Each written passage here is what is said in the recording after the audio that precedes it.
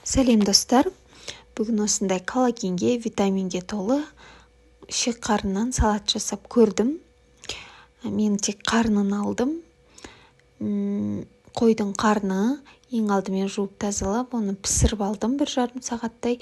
Одан кейін сәбізімді, осындай бұрыштарымды қосып салат жасап көрдім. Сіздерге де ұсынамын. Олай болса кеттік.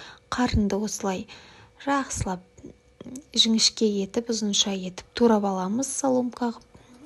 Одан кейін қызып тұрған отта өстіп қуырып аламыз. Тек қана қарынды дәмдеуіштеріңізді қосып қуырып жіберсеңіздер де болады. Мен салат қылып әдейі өстіп сәбізімді, бұрышымды қостым.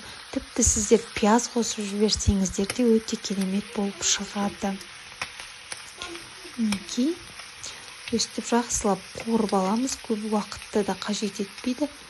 Егер қарынды жаңағындай асқан түрін жегісі келмейтіндер болса, өстіп қуырып жесеңіздер өте дәмді шығады екен. Бір жағы витамин, бір жағынан осындай керемет ыстық салат шығады. Ресторандарда, кафелерде жеп жүрсіздер ғой, требуха дейді ғой. Өстіп өздеріңіз қолдан жасап жесеңіздер де болады. Қарнымыз әбден қуырып біткеннен кейін үстіне сәбізімізді салып осылай қуырып аламыз. Сәбізіміз қуырылды, пісті дегендерде тұзымызды, бұрышымызды, қара бұрыш, қызыл бұрыш, паприка сияқты неше түрлі дәмдеуіштеріңізді қосасыздар да, піскен кезде қызыл қара бұрыштарыңызды салып бересізді, араластырып жей берсеңіздер болады.